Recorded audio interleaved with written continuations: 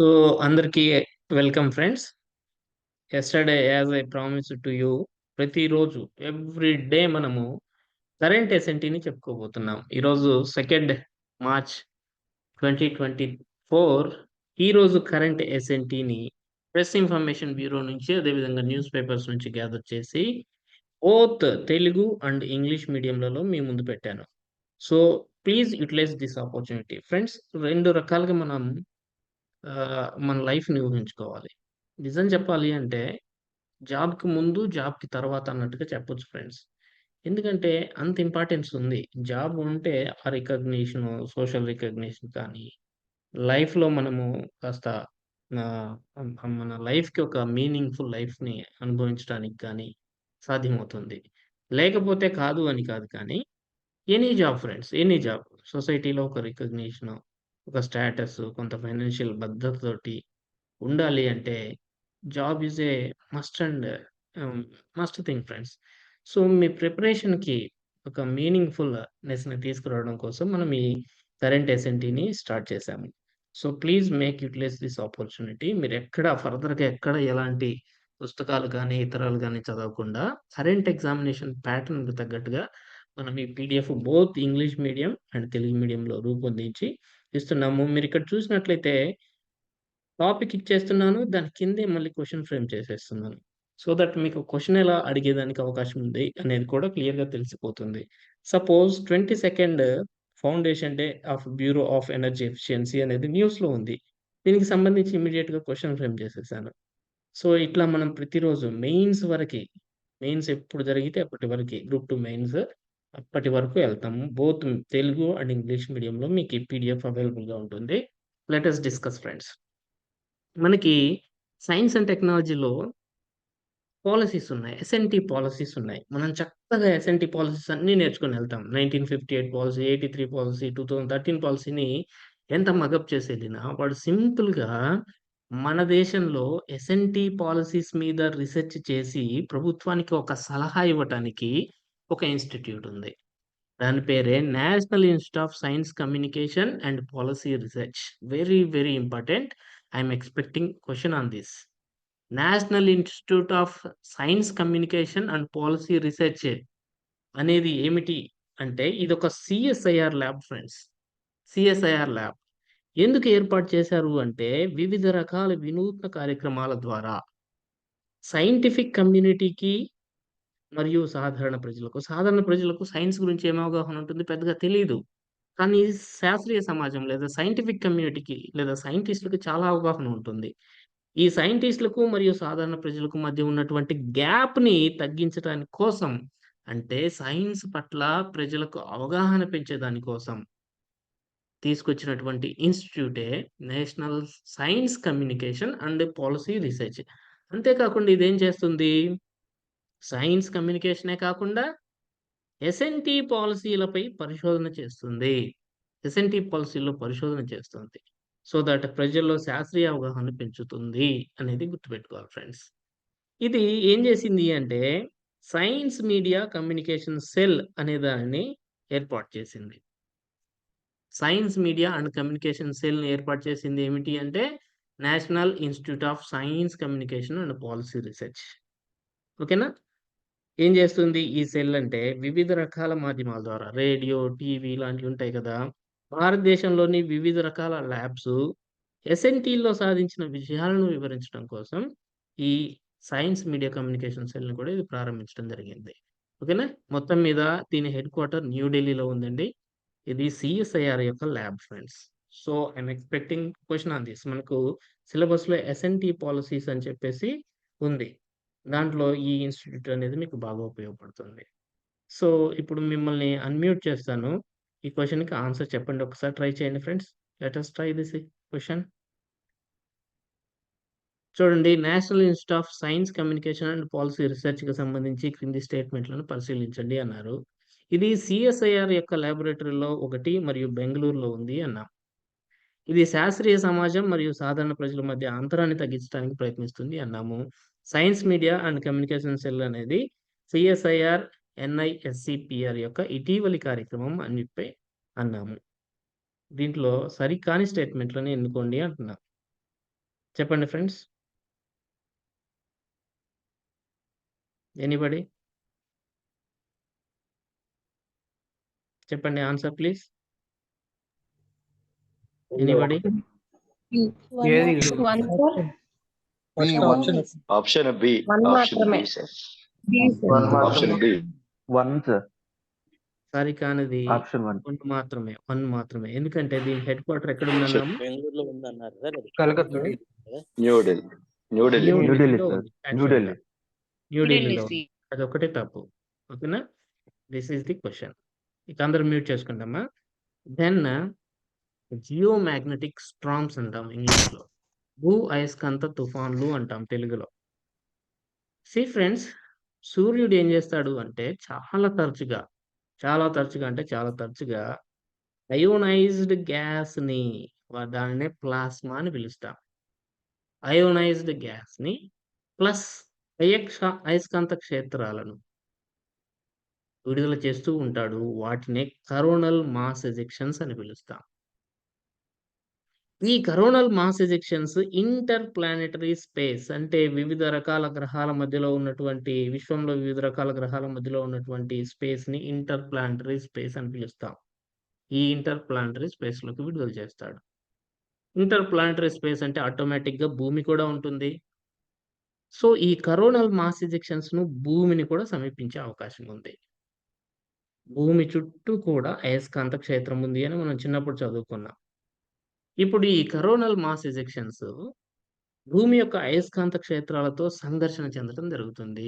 ఫలితంగా ఏర్పడేవే భూ అయస్కాంత తుఫాన్లు, జియోమాగ్నెటిక్ స్టార్మ్స్ అని పిలుస్తాం.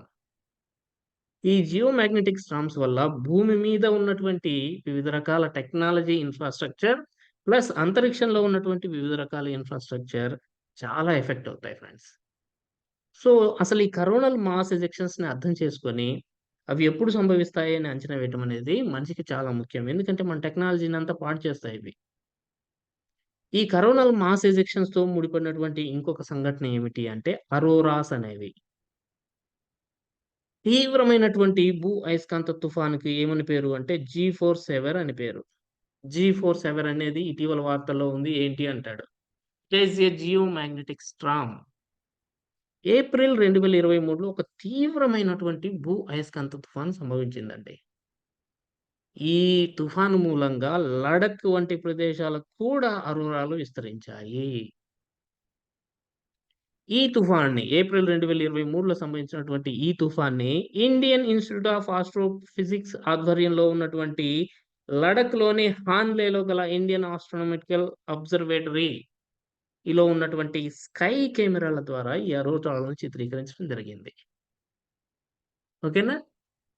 అంతేకాకుండా ఈ ఇండియన్ ఇన్‌స్టిట్యూట్ ఆఫ్ ఆస్ట్రోఫిజిక్సే సూర్యుడిని అధ్యయనం చేయటం కోసం మనం ఆదిత్య L1 మిషన్‌ను పంపాం కదా! ఈ ఆదిత్య L1 మిషన్‌లో ఒక స్పేస్ పేలోడ్‌ను కూడా ఉంచింది. ఏది? ఇండియన్ ఇన్‌స్టిట్యూట్ ఆఫ్ ఆస్ట్రోఫిజిక్స్ అనేది. దాని పేరు విజిబుల్ ఎమిషన్ లైన్ కరోనోగ్రాఫ్. VELC అని పిలుస్తాం. ఓకేనా? ఈ ఫ్యాక్ట్స్ గుర్తుపెట్టుకోండి. ఇక సోహో మిషన్ అనేది కూడా దీనికి లింక్ అయినటువంటి అంశం. సోహో అంటే సోలార్ హెమిస్ఫెరిక్ అబ్జర్వేటరీ అని అర్థం. Solar హెమిస్ఫెరిక్ observatory. సూర్యునిలో భాగాలు మనం ఇంతకుముందు క్లాసులో కూడా చెప్పుకున్నాం. జియోగ్రఫీ చెప్పేటప్పుడు. కోర్ నుంచి బయట కరోనా వరకి. సూర్యునిలో కోర్ ఉంటుంది. బయట కరోనా ఉంటుంది కదా! ఈ కోర్ నుంచి కరోనా వరకి అంతేకాకుండా ఈ విండ్ సోలార్ స్టార్మ్స్ అని పిలుస్తాం. సౌర గాలులను అధ్యయనం చేయటానికి యూరోపియన్ స్పేస్ ఏజెన్సీ మరియు నాసా కలిసి ప్రారంభించినటువంటి ప్రాజెక్ట్‌ని సోహో అని పిలుస్తున్నాం. సోలార్ హెమిస్ఫెరిక్ అబ్జర్వేటరీ అని పిలుస్తున్నాము. సోహో అనేది డిసెంబర్ 2, 1995లో ప్రారంభించబడినటువంటిది. ఇప్పటిది కాదిది. ఓకేనా? ఇది గుర్తుపెట్టుకోండి. ఇండియన్ ఇన్‌స్టిట్యూట్ ఆఫ్ ఆస్ట్రోఫిజిక్స్ ద్వారా నిర్వహించబడుతున్నటువంటి ఒక astronomical observatory that is Indian astronomical observatory ఎక్కడ ఉంది అంటే లడఖ్‌లోని హాన్లేలో ఉంది. ఈ స్కై కెమెరాల ద్వారా 2023 ఏప్రిల్‌లో సంభవించిన భూ అయస్కాంత తుఫాన్‌ను చిత్రీకరించడం జరిగింది. దానికి ఏమని పేరు పెట్టారు? G47 అని పేరు పెట్టారు. లడఖ్ వరకి ఈ అరోరాలు వ్యాపించాయంట. అంత తీవ్రమైన జియోమాగ్నెటిక్ స్టార్మ్ 2023 ఏప్రిల్‌లో సంభవించడం జరిగింది. ఇక సోహో మిషన్ కూడా జాగ్రత్తగా గుర్తుపెట్టుకోవాలి. ఇప్పుడు దీన్ని సాల్వ్ చేయడానికి ప్రయత్నం చేయండి. భూ అయస్కాంత తుఫాన్లకు సంబంధించి ఈ క్రింది అంశాలను పరిశీలించండి అని చెప్పాము. దేంట్లో వస్తుంది అంటే ఇది స్పేస్ టెక్నాలజీలో వస్తుంది మనకి సిలబస్‌లో స్పేస్ టెక్. భూ అయస్కాంత క్షేత్ర తుఫాన్ల వలన ఏర్పడే అరోరాలు ఉత్తర ధ్రువానికి మాత్రమే పరిమితం అన్నాము. Is it right or wrong? Wrong sir. Right. Wrong sir. ధ్రువాలు కూడా వస్తాయి. రాంగ్. South. లడఖ్ వరకు వచ్చాయంటే ఏంటి మీనింగ్? లోవర్ లాటిట్యూడ్స్ కూడా ఇవి వస్తాయని అర్థం కదా. అంతే కదా, సార్, ఉత్తర అరోరా ధ్రువానికి అష్టాదశ. పరిమితం కాదు. Correct sir. Then visible emission line coronograph అనే పేలోడ్ ను యుఆర్ రావ్ శాటిలైట్ సెంటర్ రూపొందించింది. ఇది right or wrong? Wrong, sir. ఎవరు రాంగ్ sir. రూపొందించింది? Indian Indian Institute of institute of Indian astrophysics. ఇది కూడా రాంగ్. ఇక సోహో మిషన్ అనేది నాసా మరియు ఇస్రో భాగస్వామ్యంతో ప్రారంభించబడినటువంటి project. Wrong sir. European Space Agency plus NASA. NASA. European NASA. Space Agency plus NASA. So అది కూడా wrong. Indian astronomical observatory Ladakh లోని హ్యాన్లేలో కలదు. Right sir. Correct, sir. సరైన వాటిని గుర్తించండి ఈ అన్నాము. ఆన్సర్ ఏది? Option C. ఇవే కదా మనల్ని ఇబ్బంది పెడుతున్నాయి. ఇట్లా నేర్చుకోవాలి, తప్పదు. ఇట్లా ఈ అప్రోచ్ లో వెళ్తే గానీ మీకు పని కాదు. ఇవన్నీ ఈ రోజు ప్రెస్ ఇన్ఫర్మేషన్ బ్యూరోలో న్యూస్ లో ఉన్నాయి. క్వశ్చన్స్ ఇట్లా పిక్ చేస్తున్నాడు. ఇవేమో ట్రెడిషనల్ బుక్స్ లో దొరకవు. మనం ఇట్లా ప్రిపేర్ అయితే తప్ప అదర్ ఆల్టర్నేటివ్ మనకు లేదండి. ఇక నెక్స్ట్ రుమాటిక్ హార్ట్ డిసీజ్ అనేది ఒకటి న్యూస్ లో ఉంది ఫ్రెండ్స్. ఇది మన డే టు డే లైఫ్ కూడా ఇంపార్టెంట్. సాధారణంగా ఏమంటాం, ఇన్ఫెక్షన్, గొంతు ఇన్ఫెక్షన్, స్ట్రెప్ తోట్ అంటారు, గుర్తుందా? ఎర్రగా అవుతుంది నోరంతా కూడా. స్ట్రెప్ తోట్ అని పిలుస్తాము. ఈ స్ట్రెప్ తోట్ లేదా గొంతు ఇన్ఫెక్షన్ అనేది ఎందుకు వస్తుంది అంటే స్ట్రెప్టోకోకై అనే బ్యాక్టీరియా వలన వస్తుంది. గొంతు ఇన్ఫెక్షనే కదా మామూలుగా అని సాధారణంగా లైట్ తీసుకుంటాం. కానీ ఈ గొంతు ఇన్ఫెక్షన్ కనుక ప్రాపర్గా ట్రీట్ చేయకపోతే, స్ట్రెప్టోకోకై అనే బ్యాక్టీరియా వలన సంభవించే గొంతు ఇన్ఫెక్షన్ని ప్రాపర్గా ట్రీట్ చేయకపోతే అది దేనికి దారితీస్తుంది అంటే రుమాటిక్ ఫీవర్కి దారితీస్తుంది. రుమాటిక్ ఫీవర్కి.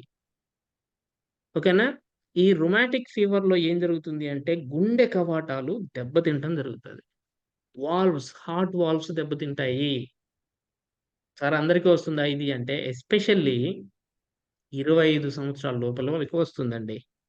25 ఇయర్స్ లోపు వ్యక్తులకు సంక్రమించేటటువంటి గుండె జబ్బును రుమాటిక్ హార్ట్ డిసీజ్ అంటాము. రుమాటిక్ ఫీవర్ వస్తుంది, దాంతోపాటు గుండె కవాటాలు దెబ్బతింటాయి. సో దట్ అది రుమాటిక్ హార్ట్ డిసీజ్ అవుతుంది. ఈ రుమాటిక్ హార్ట్ డిసీజ్ ఎందుకు వస్తుంది అంటే సాధారణంగా బాడీలో ఏదైనా బ్యాక్టీరియానో వైరసో వస్తే మన బాడీలో యాంటీబాడీస్ ప్రొడ్యూస్ అయ్యి ఈ బ్యాక్టీరియా వైరస్‌ని చంపేస్తాయి. కానీ ఈ రుమాటిక్ ఫీవర్‌లో లేదా స్ట్రెప్టోకోకై అనే బ్యాక్టీరియా వలన గొంతు ఇన్ఫెక్షన్‌తో ప్రారంభమై అది కాస్త రుమాటిక్ ఫీవర్‌కు దారితీసి గుండె కవాటాలు దెబ్బతించడం అనేది, ఈ రుమాటిక్ ఫీవర్ అనేది ఆటో ఇమ్యూన్ డిసీజ్ అండి. రుమాటిక్ ఫీవర్‌లో మన ఇమ్యూన్ సిస్టము మన బాడీ మీదే అటాక్ చేస్తది. బ్యాక్టీరియాలను చంపడానికి బదులుగా రుమాటిక్ ఫీవర్ వచ్చింది అంటే మన ఇమ్యూన్ సిస్టమ్ మన బాడీనే అటాక్ చేసేస్తుంటుంది. దాన్నే ఆటో ఇమ్యూన్ డిసీజ్ అంటాము. ప్రధానంగా గుండె కవాటాలు దెబ్బతింటాయి. ఓకేనా? 25 ఇయర్స్ లోపు వాళ్ళకు ప్రధానంగా వస్తుంది ఇది. సో స్ట్రెప్టోకోకై ఇన్ఫెక్షన్‌లను సోకకుండా చూసుకోవాలి. First prevention is better than cure అంటారు కదా! చూసుకోవాలి. లేదా అవి వచ్చాయనుకోండి యాంటీబయాటిక్స్‌తో త్వరితగతిన చికిత్స తీసుకోవాలి. అప్పుడు మనం రుమాటిక్ గుండె జబ్బులను నివారించవచ్చు. అయితే ఇష్యూ ఏమిటి అంటే శ్రీ చిత్ర హార్ట్ వాల్వ్ అనేది న్యూస్‌లో ఉంది. ఈ శ్రీ చిత్ర హార్ట్ వాల్వ్ అనేది Shri Chitra Tirunal institute for medical sciences and technology వారు అభివృద్ధి చేసినటువంటి ఒక కృత్రిమ గుండె కవాటం. శ్రీ చిత్ర హార్ట్ వాల్వ్ అనేది ఏమిటి? It's a artificial heart valve developed by Shri Chitra Tirunal institute for medical sciences and technology. ఈ కృత్రిమ గుండె కవాటము ఇప్పుడు కాదు 1980s మనం ఇంపోర్ట్ చేసుకునే వాళ్ళం ఎక్కువగా. భలే కాస్ట్. కానీ ఈ ఇన్స్టిట్యూట్ డెవలప్ చేసిన కృత్రిమ గుండె కవాటాన్ని 1990లో రోగికి కృత్రిమంగా అమర్చడం జరిగింది. ఇది డిపార్ట్మెంట్ ఆఫ్ సైన్స్ అండ్ టెక్నాలజీకి చెందినటువంటి ఒక అటానమస్ బాడీ, అంటే గవర్నమెంట్ బాడీనే. 1976లో స్థాపించబడింది. హెడ్ క్వార్టర్ తిరువనంతపురంలో ఉంది. చక్కగా ఇమేజెస్ ఉన్నాయి గూగుల్‌లో కూడా. గుర్తుపెట్టుకోండి, రుమాటిక్ హార్ట్ డిసీజ్ ఎవరికైనా వచ్చింది అంటే the best institute in the country is Sree Chitra Tirunal institute for medical sciences and technology. ఈ ఇన్ఫర్మేషన్ గుర్తుపెట్టుకోండి. సార్ ఇదెందుకు చెప్తున్నారంటే మీకుంది డిసీజెస్ గురించి ఉంది. లాస్ట్ యూనిట్‌లో ఉంది చూడండి, పబ్లిక్ హెల్త్. సో, ఖచ్చితంగా అడుగుతారు friends. So, try to solve this question. Rheumatic heart డిసీజ్‌కి సంబంధించిన క్రింది స్టేట్మెంట్‌లను పరిగణించండి. ఇది వైరస్ ద్వారా ప్రేరేపించబడే ఆటో ఇమ్యూన్ వ్యాధి. Is it right or wrong? Wrong sir. ఎందుకు రాంగ్? బ్యాక్టీరియా బ్యాక్టీరియా ద్వారా Bacterial disease. బ్యాక్టీరియా ద్వారా ప్రేరేపించబడే auto immune disease. Auto immune disease అయితే రైటే, కానీ ఇది బ్యాక్టీరియా వల్ల వచ్చేది. సాధారణంగా 25 ఏళ్ల లోపు వారిలో గుండె కవాటాలను ప్రభావితం చేస్తుంది. Is it right or wrong? Right, sir. Right, sir. మొదటి చిత్రా హార్ట్ వాల్వ్ 2020లో రోగికి విజయవంతంగా అమర్చబడింది. రాంగ్. రాంగ్. 1990. 1990లోనే హార్ట్ వాల్వ్ అనేది విజయవంతంగా అమర్చబడింది. సరికాని ప్రకటనలను గుర్తించమన్నాము. సరికానిది ఏది ఇక్కడ? Option B. 3. Option B is the right answer. 1 Option and 3 1 ఉంది. and 3B. 1 and 2. 1 and 3 right. Then Bureau of Energy Efficiency is in use, friends. Please mute yourself.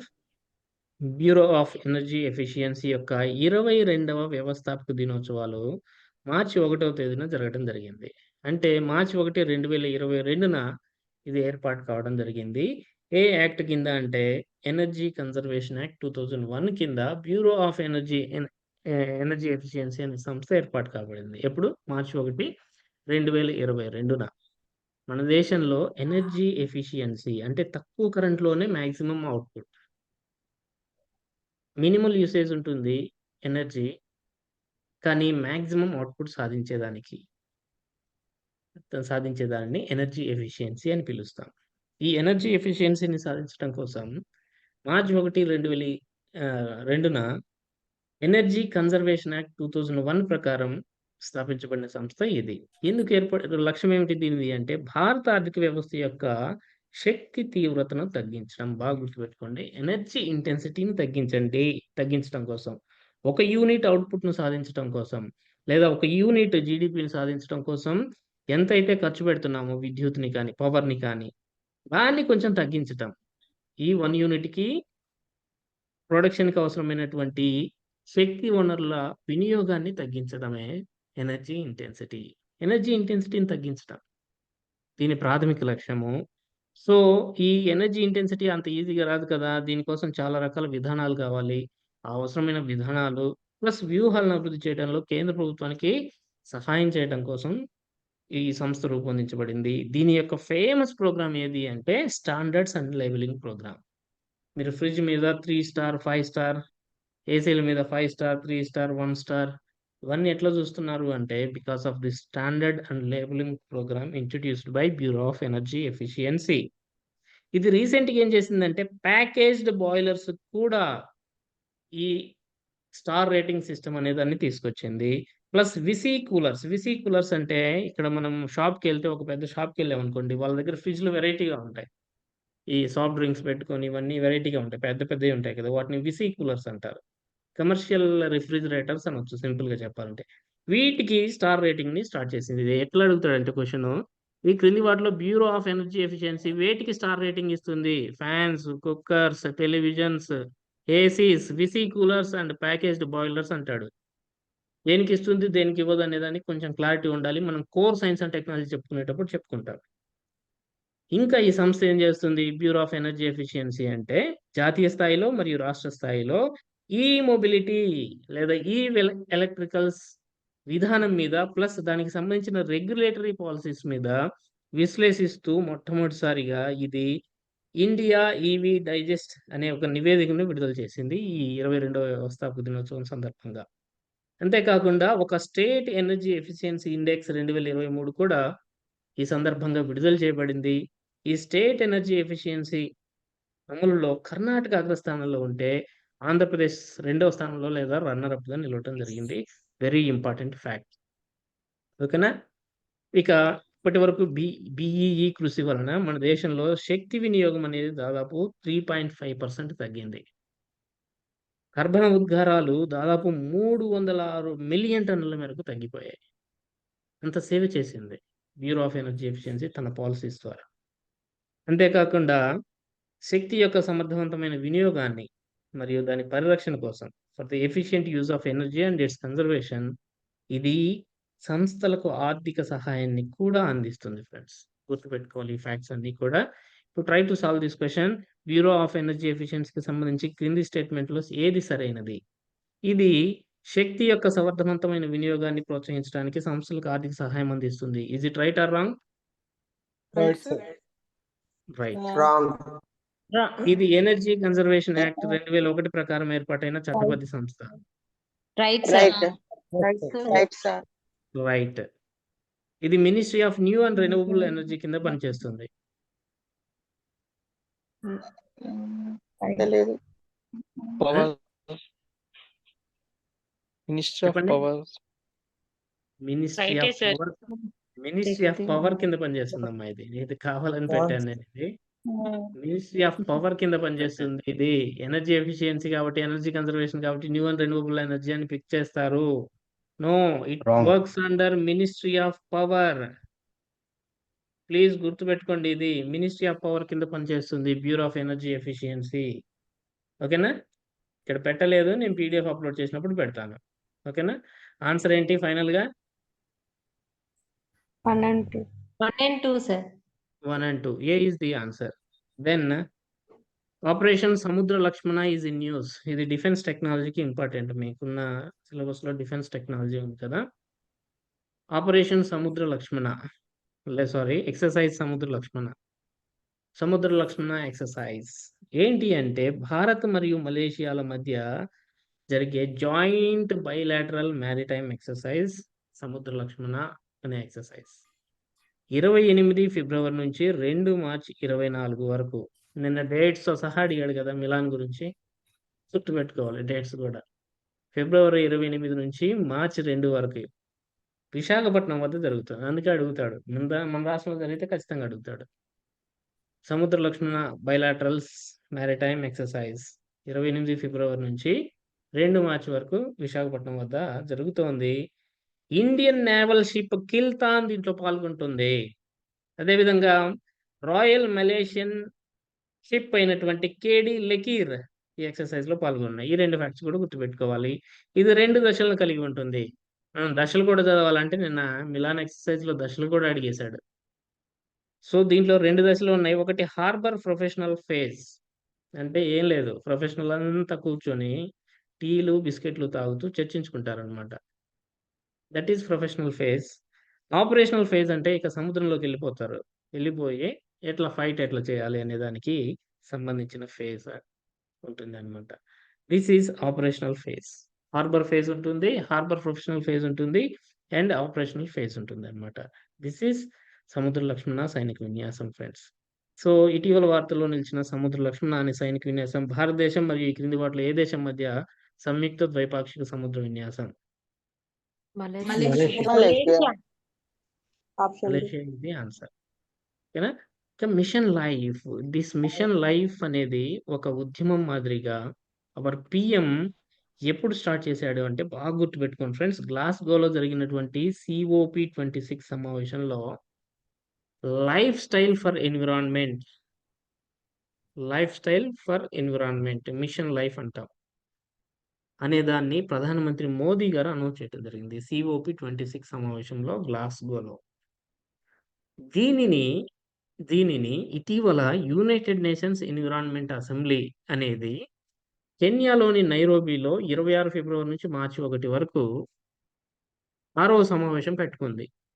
ఆ 6వ సమావేశంలో ఈ మిషన్ లైఫ్ కి సంబంధించినటువంటి ఒక తీర్మానంపై పాల్గొన్నటువంటి అన్ని సభ్య దేశాలు ఆమోదించాయి. మిషన్ లైఫ్‌ని యుఎన్ఈఏ ఆమోదించిందనమాట. ఎక్కడ? కెన్యాలోని నైరోబీలో 26 ఫిబ్రవరి నుంచి మార్చి 1 వరకు జరిగిన సమావేశంలో, 6వ సమావేశంలో మిషన్ లైఫ్‌ని ఆమోదించాయి. అన్ని సభ్య దేశాలు ఆమోదించాయి. అసలు మిషన్ లైఫ్‌ను మన దేశం ఎప్పుడు ప్రారంభించిందంటే 20 అక్టోబర్ 2022న యునైటెడ్ నేషన్స్ సెక్రటరీ జనరల్, అప్పటి సెక్రటరీ జనరల్ ఆంటోనియో గుటెరస్ సమక్షంలో గుజరాత్‌లోని ఏక్తా నగర్‌లో స్టాట్యూ ఆఫ్ యూనిటీ వద్ద ప్రధానమంత్రి మోదీ గారు ప్రారంభించడం జరిగింది. ఓకేనా? This is mission life. ఇది అట్లా పెడదాం. ఇంక అన్నీ అడిగితే మళ్ళీ రేపు మీకు వీక్లీ టెస్ట్ ఉంటుంది కరెంట్ ఎస్ఎన్టీ మీద. దాంట్లో అడగాలి కదా! కొన్ని అక్కడక్కడ వదిలిపెట్టేసాము. మీకైనా అడిగినా గానీ మళ్ళీ డిఫరెంట్ వేలో మీకు క్వెషన్స్ అడుగుతాను. వీక్లీ టెస్టుల్లో మళ్ళీ డిఫరెంట్ వేలో క్వెషన్స్ అడుగుతారు. మీరు రివైజ్ ఖచ్చితంగా చేసుకోవాలి. సండే ఎవ్రీ సండే మీకు ఈ కరెంట్ ఎస్ఎన్టీ మీద ఖచ్చితంగా టెస్ట్ ఉంటుంది. మీరు జాగ్రత్తగా ప్రిపేర్ అవ్వండి. ఓకేనా? This is from my side today. ఈరోజు ఇది చాలు. ఎవరికైనా ఏదైనా సందేహాలు ఉంటే మాట్లాడొచ్చు. Anybody? Good evening sir. Good evening Murali గారు, సార్ చెప్పండి. సార్ ఎగ్జామ్ షెడ్యూల్ ఏమైనా ఇస్తారా సార్? మళ్ళీ ఇప్పుడు టెస్ట్ సిరీస్ సంబంధించి షెడ్యూల్ మెయిన్స్ ఇస్తానండి. షెడ్యూల్ ఇస్తాను. ఖచ్చితంగా ఇస్తాను. కాకపోతే షెడ్యూల్ కొంచెం అటు ఇటుగా ఇంప్లిమెంట్ అవుతది. షెడ్యూల్ ఇచ్చానని చెప్పి ఇంకా ప్రెషర్ చేస్తూ ఉంటారు. కొంచెం అది కొద్దిగా అటు ఇటుగా ఉంటది. 2 రోజులు అటు ఇటుగా ఉంటుంది. షెడ్యూల్ అయితే ఇస్తాను ఒక 3, 4 డేస్‌లో. ఒక ప్రాక్టికల్ సార్ షెడ్యూల్ ఎకానమీ ఇవ్వాలనే ఉద్దేశంతో టైం తీసుకున్నాను. Okay sir. అదే సార్ చెప్పండి. ఇంతకుముందు ఏపీ హిస్టరీ బిఎస్ఎల్ హనుమంతరావు కొంతవరకు కంప్లీట్ చేసినాం సార్. అలా టైప్ లో ఏమన్నా మళ్ళీ స్టార్ట్ చేస్తారేమో. స్టార్ట్ చేస్తానండి. చేస్తాను. బిఎస్ఎల్ హనుమంతరావు బుక్ అందరూ దయచేసి కొనుక్కోండి. బిఎస్ఎల్ హనుమంతరావు లేకుండా మీరు మెయిన్స్‌కి ప్రిపేర్ కావడం అంటే అది ఇంకా మీరు మీ అవకాశాలను మీరు చేజార్చుకున్నట్టే. గుర్తుపెట్టుకోవాలి. దాని నుంచి 35 మార్కులొస్తాయి. సార్ ఇంకా ఎకానమీ ఎప్పటి ఎనీబడీ నుంచి స్టార్ట్ ఫ్రెండ్స్? చేస్తారు? ఇంకా అండి? ఎకానమీ క్లాసెస్ ఎప్పటి నుంచి చేస్తారండి? మేబీ 8th ఆర్ 9th అండి. ఒక 4 డేస్ గ్యాప్ ఉంటుంది. ఎస్ఎన్టీ 5th ఎల్లుండి మండే స్టార్ట్ అవుతుంది కదా! Core SnT. మీకు Yes, sir. ఒక 3, 4 డేస్ తర్వాత ఎకానమీ స్టార్ట్ అవుతుంది. ఒక మార్నింగ్, సబ్జెక్ట్ అయిపోయిన ఈవినింగ్ తర్వాత చెప్పాలి అని. ఒకటి ప్యారలల్ గా చెప్తారు సార్. ప్యారలల్ గానే చెప్పాలండి. మార్నింగ్ ఒకటి, ఈవినింగ్ ఒకటండి. ఎస్ఎన్టీ ఒక session morning session or evening session. Economy morning or evening session adjust చేస్తూ ఇస్తాం. Thank you sir. Thank you so much. Okay. Sir నమస్తే సార్. సరే మేడం నమస్తే, చెప్పండి. ఎస్ఎన్టీ టైమింగ్స్ ఏమైనా చెప్పగలరా సార్ క్లాసెస్? టైమింగ్స్ ఇది కరెంట్ ఎస్ఎన్టీ అయితే ఇదే టైం మేడం 9:30 అవుతుంది. మేబీ 8కి కోర్స్ ఉండొచ్చు బస్ అనుకుంటున్నా. 7:30 ఆర్ 8కి రెగ్యులర్ క్లాస్ ఉండొచ్చు. Morning sir. నాకు ఒకవేళ లైవ్ కుదరకపోతే నేను రికార్డ్ వర్షన్ అయినా పెడతానండి. లైవ్ కుదరలేదు అంటే నేను ఖచ్చితంగా రికార్డెడ్ వర్షన్ అయినా అప్లోడ్ చేసేస్తాను. మిడ్‌నైట్ అయినా సరే అప్లోడ్ చేసేస్తాను. For mains we okay sir. Have to do that in that commitment అన్నమాట. కమిట్మెంట్‌తో వెళ్ళాలి. Otherwise it becomes very difficult. Okay sir. Thank you. అంటే లైవ్ మిస్ అయితే రికార్డ్ వినేయొచ్చు. రికార్డ్ క్లాస్ వినొచ్చు కదా సార్? ఇది లైవ్ సెషన్ యాజ్ ఇట్ ఈస్‌గా రికార్డ్ అవుతుందండి. ఇన్ కేస్ నాకు ఆ టైంలో నేను ఎక్కడికైనా బయటికెళ్ళాను, వేరే పని పడింది, ఇంకో అర్జెన్సీ ఏదో పడింది. ఆ రోజు సెషన్ ఒకవేళ మీకు లైవ్ 9:30కి నేను తీసుకోలేని పొజిషన్ ఉంటే ఈవెన్ 11, 12 అయినా గానీ నేను ఫినిష్ చేసి అప్లోడ్ చేస్తానంటున్నాను. ఆ టైంలో లైవ్ తీసుకోవడం కుదరదు కాబట్టి. Okay sir. Hmm. Thank you sir. Okay. Sir AP history వరకు మెటీరియల్ తీసుకుంటే సరిపోద్దా సార్? ఎకానమీ అవి మీరు ఇస్తారు కదా సార్? అన్నిటికి ఈక్వల్ ఇంపార్టెన్స్ ఇవ్వాలండి. ఎందుకంటే అక్కడ మనము మెటీరియల్ సార్. ఒకటి గుర్తుపెట్టుకోండి ఫ్రెండ్స్. పేపర్ 2 మాక్సిమం స్కోర్ చేయాలి. పేపర్ 2లో 140 టార్గెట్ పెట్టుకోవాలి. అంతవరకు స్కోర్ సాధించే అవకాశం కూడా ఉంది పేపర్ 2లో. మాక్సిమం 140 కొట్టేసేయాలి. దీంట్లో 120 ప్లస్ గాని చేసుకున్నారు అంటే ఇక మిమ్మల్ని ఆపడం ఎవ్వరి తరం కాదు. చెయ్యొచ్చు, అంత పాసిబిలిటీ ఉంది. మెయిన్స్‌లో మనకి లిమిటెడ్ బుక్స్ ఉంటాయి. దాంట్లో జనరల్ స్టడీస్‌లో కొంచెం లిమిటెడ్ బుక్సే ఉన్నాయి మనకి. ది బెస్ట్ స్టాండర్డ్ బుక్స్ ఉంటాయి. వాటినే పదే పదే చదువుకోవాలి. సార్ అది ఎగ్జిక్యూట్ మోడర్న్ చేసుకోగలం మేడం. మోడర్న్ ఏపీకి ఏం తీసుకోవాలి సార్? ఒక్క నిమిషం, somebody has not muted. Sir mute చేసుకున్నామా? మోడర్న్ ఏపీకి మంచి క్వశ్చన్ అడిగారండి. బిఏ రఘునాథరావు గారి బుక్ ఉంది, కానీ అది సరిపోదు. కొంచెం తెలుగు అకాడమీ పుస్తకాలు, ఏపీ హిస్టరీ కాంగ్రెస్ బుక్స్ ఉంటాయి. మీకు గతంలో చాలాసార్లు చెప్పాను. AP history Congress books, AP history Congress అని ఒకటి ఉంది మన రాష్ట్రంలో. గతంలో ఉమ్మడి ఆంధ్రప్రదేశ్ ఉన్నప్పుడు వాళ్ళు ఏం చేశారంటే ఏపీ హిస్టరీ మీద 8 వాల్యూమ్స్ ఇచ్చారు. ఆ 8 వాల్యూమ్స్ లో వాల్యూమ్ నంబర్ 7, వాల్యూమ్ నంబర్ 8 అనేవి మోడర్న్ ఇండియన్ హిస్టరీకి సంబంధించినవి. మోడర్న్ ఇండియన్ హిస్టరీకి సంబంధించిన ఈ 2 వాల్యూమ్స్ అనేవి చాలా యూస్ఫుల్ మీకు. రఘునాథరావు గారి బుక్ ఇప్పుడు మీ ప్రజెంట్ అవసరాలను తీర్చలేవు పూర్తిగా అయితే. ఏపీ హిస్టరీ కాంగ్రెస్ లో ఉన్నటువంటి ఈ 2 వాల్యూమ్స్ లో విస్తారమైన సమాచారం ఉంది, ఎక్సలెంట్ ఇన్ఫర్మేషన్ ఉంది. అది కూడా కవర్ చేసుకుంటే ఇక మీకు సూపర్. మనం ఓకే మన సార్, థ్యాంక్ యూ PDFs లో సార్. ఇస్తాం, మన కంటెంట్ లో ఇస్తాం, మన మెటీరియల్ లో ఇస్తాం. Okay sir. ఇంకా Sir, good 30 evening, ప్లస్ ఉన్న sir. వాళ్ళందరూ మీరు ప్రిపేర్ అవ్వండి అమ్మా. 30 ప్లస్ ఉన్న వాళ్ళందరూ ప్రిపేర్ అవ్వండి. ఎప్పుడు ఎలా ఉంటుందో cut off, even group 1 officers కూడా కొంతమంది గ్రూప్ 1 ఆఫీసర్స్ 27 to 30 మధ్యలో కట్ ఆఫ్ ఉంటుంది అంటున్నారు. 27 to 30. కానీ 40 ప్లస్ సేఫ్, 100% సేఫ్. ఇంకా మీరు సెకండ్ థాట్ వద్దు. సార్ 45 వస్తున్నాయి నాకు, క్వాలిఫై అవుతాను సార్ అని మెసేజ్ పెడుతున్నారు.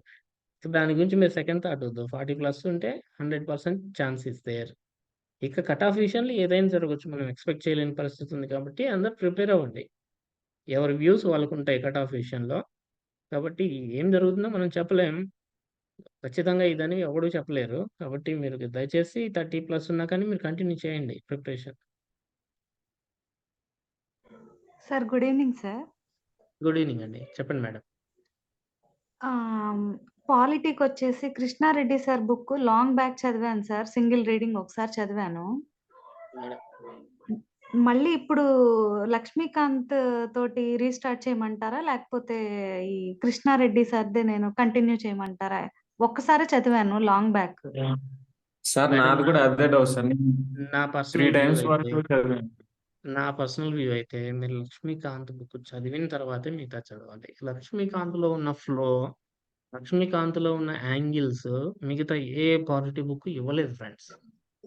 Believe me.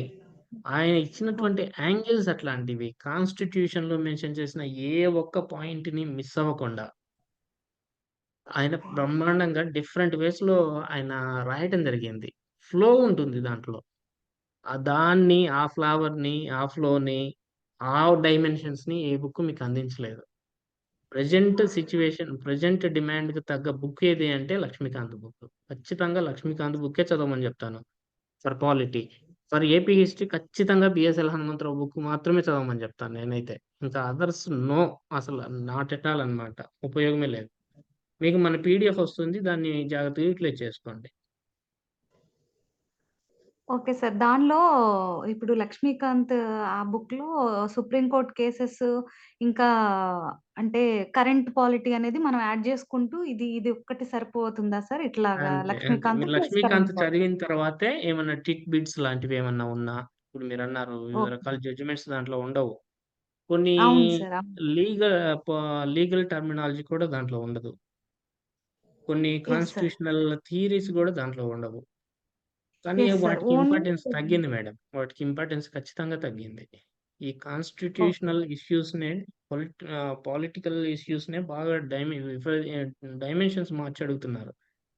ఈ ఆర్టికల్స్ అడగడము అనేవి, plus okay. Different legal terms అనేవి, ప్లస్ కేస్ లాస్ అనేవి కొంచెం తగ్గించారని చెప్పాలి.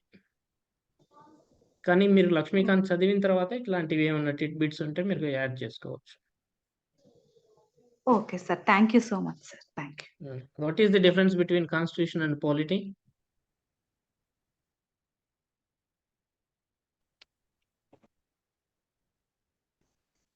ఎనీబడీ?